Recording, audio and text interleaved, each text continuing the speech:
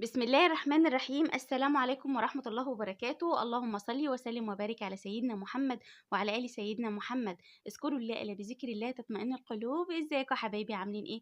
يا صباح الفل عليكم. يوم جديد كده ان شاء الله باذن الله. فيديو النهارده هيبقى فيديو كده بقى مميز. ليه بقى؟ لان احنا جبنا كتاكيت. الاسعار غريبة الشكل الصراحة، يعني بجد انتوا هتتصدموا دلوقتي من الاسعار عاملة ازاي. بجد والله الله المستعان على اللي احنا فيه. فتابعوني بقى زي ما قلت لكم ازاي. فتابعوني بقى هنشوف هنعمل ايه ان شاء الله هنظبط المكان ازاي وهنحصن بايه، وهنتابع مع بعض الاوزان وايه النوع اللي انا جبته. فانزلي يا قلب اختك كده بقى، حطي لي اللايك. وكمان سيبوا لي تعليق حلو. صباحكم زي الفل. مبدئيا كده زي ما انتم شايفين بدات يومي كده. رحت كده جبت العلف وبدات كده اروح بقى ان انا ايه اجيب الكتاكيت. عايزه اقول لكم على حاجه، اما تروحي تجيبي الكتاكيت ورقة وقلم، وهنسجل كل حاجة برضو في نهاية الفيديو. هوريكي برضو انا صرفت قد ايه، فتابعي بقى الفيديو من اوله كده لاخره. تمام. هنا هجيب الايه اللي متابع معايا عارف ان انا كنت هجيب الاسبوع اللي فات فراخ. وفعلا والله بعد ما رحت وحطاهم لي في الكرتونه لقيتهم مش كب، لقيتهم رز. وانا الصراحه ما بحبش الرز خالص في الفراخ البيضه. ما بحبش اتعامل مع اي نوع كتكوت الا هو الكب.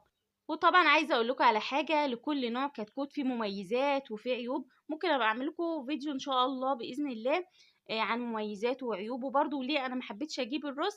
فان شاء الله ممكن بقى اعملها لكم في فيديو تاني. بس عامه انا بحب الكب، بيتميز معايا بحاجات كتير. تعالوا كده بقى هنخش كده هنشوف اسعار الفراخ البيضه معانا كام النهارده. الفرخ الابيض عامل 30 جنيه، وزي ما قلت لكم في كل منطقه ممكن يزيد جنيه ينقص جنيه على حسب. المهم انا عندي يكون فرزه كويسه. بس النهارده سعر الفراخ البيضه الكتكوت عامل 30 جنيه، الساسو عامل 25 جنيه، والبلدي عامل 9 جنيه. بجد والله الله المستعان. الناس زمان كانت بتجيب شوية أبيض على شوية بلدي على شوية بط. أنا كنت من الناس دي. دلوقتي أصبح غلو كمان أسعار الكتاكيت والعلف والكلام ده. بقينا نجيب على قد استهلاكنا. طيب نجيب ولا ما نجيبش؟ لا نجيب حبايبي. أنا دايما بقول الفراخ البيضة رزق في البيت. بتوفري النص بالنص. بس لو جايبة فرخ كويس هيفرق معاكي في كل حاجة. الفرخ الكويس بيشيل معاكي بسرعة وزن، بيشيل معاكي لحم حلو جدا. الفرخ الكويس مناعته بتكون كويسه، فتاكدي ان انت جايبه فرخ كويس. هنا كده برضو كنت ببص على الكتاكيت زي ما قلت لكم. الفراخ البلدي النهارده عامله 9 جنيه الكتكوت البلدي. طبعا اللي عنده بقى فرخه وبترقد ده كده رزق لوحده. ما شاء الله.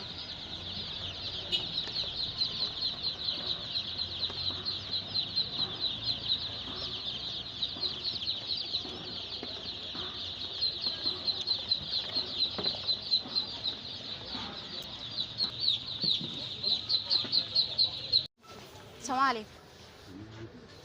في الوادي لو سمحت، علف الوادي. ببدأ دلوقتي أجيب العلف البادي تركيز 23 للفرخ أو الكتكوت معايا.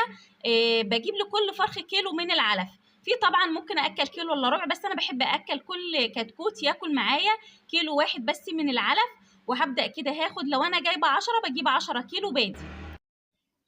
وهنا بقى بعد ما روحت البيت هبدأ كده هظبط كل حاجة. طبعا قبل استقبال الكتاكيت انا بكون مظبطة المكان وعندي كل حاجة. بس حصل موقف كده هحكي لكم عليه دلوقتي. ده كده علف الوادي اللي هو البادي تركيز 23. انا الصراحة بحب الوادي على رغم الدورة اللي فاتت انا ما استخدمتش الوادي، بس حبيت اسأل عليه المرة دي علشان انا بحب استخدمه. تمام. ده كتكوت الكب اهوت بيبقى فيه حاجة بسيطة كده من النقطة السمراء زي ما انتوا شايفين. الكتكوت لازم يتفرز معاكي كويس. عشان كده دايما بقولك المكان اللي انت بتجيبيه لازم يكون مكان ثقة. والمكان ده الصراحة انا يعني اول مرة اتعامل معاه المرة اللي فاتت وعجبني جدا، فحبيت ان انا اتعامل معاه تاني. بصوا اهوت الرجلين نظيفة، اللي مش واكل خالص اهو. ده كده عمر يوم معاكي. فتحة المخرج كويسة. اللي هو كمان مفيش التهاب سرة ولا حاجة. لازم شايفين ده كده مكان بيكون التهاب السرة في الحتة دي. لازم كده ما تلاقيهوش فيه مشكلة، يكون كويس معاكي. تمام. لازم كمان الكتكوت يكون مصحصح معاكي زي ما انت شايفه كده. الحمام بتاعه بيبقى مخضر شويه، مفيش مشكله خالص. ما تقلقيش، مش عايزاكي تقلقي. ده كده اول ما هيبدا ياكل وهيبدا يشرب هتبصي ده كده نضاف البطن. هتبصي تلاقيه يعمل حمام عادي خالص. تمام. بدات كده حطيت اللمبه. طب اللمبه اللي انا حطيتها ايه؟ انا حطيت لمبه دي 60 واط يا حبايبي. تمام، علشان المكان اللي أنا باربي فيه غير المكان اللي أنا ربيت فيه الدفعة اللي فاتت. المكان ده مفتوح، أنا كنت وريته لكم، ارجعوا للفيديو من الأول. فيديو كنت منزلاه تجهيز المكان، هتلاقوا أصلا المكان ده عبارة عن فراندا كده وفي وشها كده زرع وهوا، فالمكان عندي مفتوح، فلازم أكون مظبطة الدنيا. فحطيت لمبة 60 واط، وطبعا بدأت أحطهم في البطارية. ان شاء الله باذن الله دوره المره دي يا هنربي في البطاريه يا هنربي في الارض، هنشوف الدنيا ايه على حسب الوضع ايه. بدات هنا كده اهوت، على طول هنزل بالاكل. انا طبعا سبت الكتاكيت ترتاح من المشوار شويه، ما ينفعش ان انا احط على طول الميه والاكل، سبتهم شويه كده ارتاحوا. وبدات كده ان انا ايه، جهزت برضو، بصيت على المكان، ظبطت كل حاجه كده في المكان زي ما انتم شايفين. وبدات على طول انزل الكتاكيت. شايفين الكتكوت اول ما بدا ينزل على الارض بدا ينقش في الارض. معنى كده ايه، ان الكتاكيت دي لسه جعانه، يعني ولا اكلت ولا شربت. هي زي ما قلت لكم ده كده كتكوت لسه جاي. كمان الكتكوت تجيبيه اللي هو ما يكونش مريش معاكي، تجيبيه الكتكوت زي ما انت شايفه كده. بدات على طول نزلت العلف الحبايه خشنه شويه، بس مش مشكله، هما كده كده هيعرفوا ياكلوه يعني. مفيش مشكله خالص، هما كده كده هيلقطوا فيه لحد ما يعرفوا ياكلوه. وطبعا عايزه اكد عليكم، اول يوم ده بيبقى اول يوم مهم في عمر الكتاكيت. بظبط كل حاجه. بصوا بقى الموقف اللي حصل هنا، اللمبه اتحرقت، يعني اول ما جيت اشغلها اللمبه اتحرقت على طول. وطبعا ما كانش عندي استبن، فكملت معاكم الفيديو ورحت على طول اشتريت لمبتين في المكان. ما ينفعش ان انت تجيبي كتاكيت وما يكونش عندك لمبه استبن، لازم يكون عندك اللمبه الاستبن دي. بس للاسف ما كانش موجود. فبعد ما خلصت معاكم كده في الفيديو رحت على طول اشتريت اللمبه. اللمبة بقت ب10 جنيه. اللمبة اللي زمان كنا بنجيبه التلاتة ب10، دلوقتي أنا رايحة جايبة والله لمبتين. قلت كده خليهم عندي اللمبتين طبعا ب20 جنيه، ما سجلتهمش لاني هوريكم في نهاية الفيديو انا جبت ايه. بس ان شاء الله اما اجي اوريكم تاني الدفتر اللي انا سجلت فيه، هتلاقوا مكتوب فيه 20 جنيه لمبة. تمام. وطبعا اللمبة الحرارية دي لمبة مؤقتة، يعني انا هسيبها كده مؤقتة لحد بس اسبوع كده ولا حاجة او 10 ايام، ابدأ بقى اشيلها خالص. وطبعا هوريكم في الايام اللي جاية ببدأ ارفعها شوية بشوية، يعني عمر مثلا يوم غير عمر 3 ايام غير عمر اسبوع، بنظرك كده، يعني بالنظر كده ببدأ ان انا مثلا ايه، النهارده نزلت اللمبة عليهم في مستواهم كده تمام، واتابع. وبدأت برضو قفلت المكان شوية وسبت فتحات تهوية في البطارية، هتابع. طيب لقيت الكتاكيت واخدة ركن كده بعيد عن اللمبة، يبقى انت كده مزودة درجة الحرارة، لازم ارفع اللمبة شوية وافتح شوية. لقيت الكتاكيت كده متجمعة تحت اللمبة كده، ممكن يكونوا بردانين، ابدأ انزل اللمبة شوية وهكذا. المهم ان انا عايزة الكتكوت لما تيجي كده تفتحي عليه تلاقي كل كتكوت قاعد بعيد عن التاني، ما يكونش ان هما جنب بعض. تمام. ده كده زي ما انتم شايفين، بدأت كده ان انا على طول هنزل بقى بالايه، بالمية.